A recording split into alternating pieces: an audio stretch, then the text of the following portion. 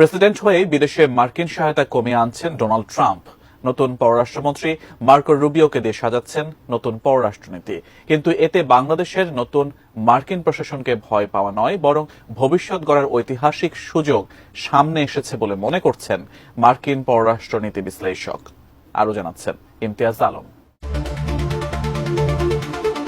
অনেকেই ভবিষ্যৎবাণী করেছিল যে ট্রাম্প ক্ষমতায় আসার পর বাংলাদেশের সবকিছু বদলে যাবে। দিল্লিতে পালিয়ে যাওয়া ক্ষমতাচ্যুত শেখ হাসিনা আবারও রাজনৈতিকভাবে শক্তিশালী হয়ে ফিরে আসবেন আর বেকায়দায় পড়বেন অন্তর্বর্তীকালীন সরকারের প্রধান উপদেষ্টা ডক্টর মোহাম্মদ ইউনূস। কিন্তু এমন কিছুই হতে দেখা যায়নি, বরং সব স্বাভাবিকভাবেই চলছে। এমনটি লিখেই বাংলাদেশের সংস্কার কাজকে আরও স্বাগত জানিয়ে বিশ্লেষণধর্মী মতামত লিখেছেন সাবেক সিনিয়র মার্কিন ফরেন সার্ভিস অফিসার লেখক জন ড্যানিলোভিস। একজন স্বাধীন বৈদেশিক নীতি বিশ্লেষক হিসেবেও খ্যাতি আছে জন ড্যানিলোভিসের। তার লেখা অনুযায়ী শপথ গ্রহণের পর ট্রাম্প প্রশাসনের বৈদেশিক নীতির অগ্রাধিকারের কিছু রূপরেখা সামনে এসেছে। প্রত্যাশিতভাবেই প্রেসিডেন্ট ট্রাম্প আমেরিকার সীমান্ত সংকট ও অভিবাসনের বৃহত্তর সমস্যা মোকাবেলায় অবিলম্বে পদক্ষেপ নিয়েছেন। তিনি বাণিজ্য সমস্যা এবং জ্বালানি নিরাপত্তা মোকাবেলার উপরও জোর দিয়েছেন। সেই সঙ্গে বৈশ্বিক জলবায়ু পরিবর্তন ট্রাম্পের কাছে কম গুরুত্ব পেয়েছে এবং বিশ্ব স্বাস্থ্য সংস্থা থেকে মার্কিন যুক্তরাষ্ট্রকে তিনি প্রত্যাহার করে নিয়েছেন। মার্কিন সেক্রেটারি মার্কো রুবিও স্টেট ডিপার্টমেন্টে পা রেখেই পররাষ্ট্রনীতি প্রণয়ন ও বাস্তবায়নে অগ্রণী ভূমিকা নেবার প্রতিশ্রুতি দিয়েছেন।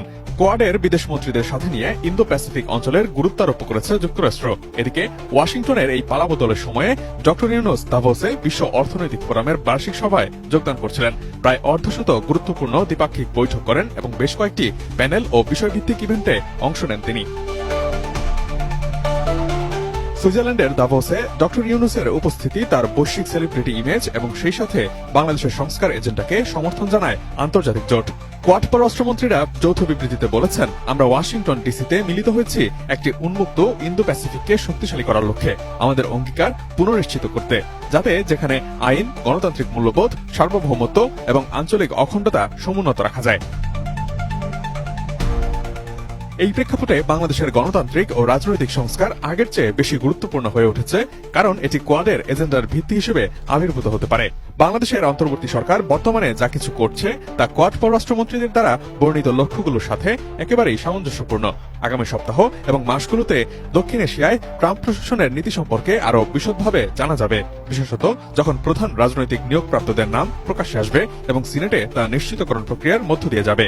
সময়ের সাথে সাথে ট্রাম্প, রুবিও এবং তাদের টিম বাংলাদেশের দিকে মনোযোগ দেবে এবং অন্তর্বর্তী সরকার ও অন্যান্য স্টেক হোল্ডারদের সাথে জড়িত হবে বলে মনে করছেন লেখক জন ড্যানিলোভিস।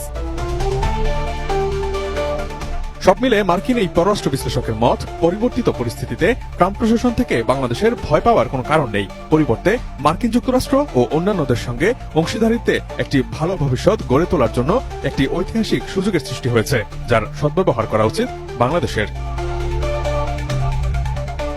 Imtiaz Alam, desk report, ATN news.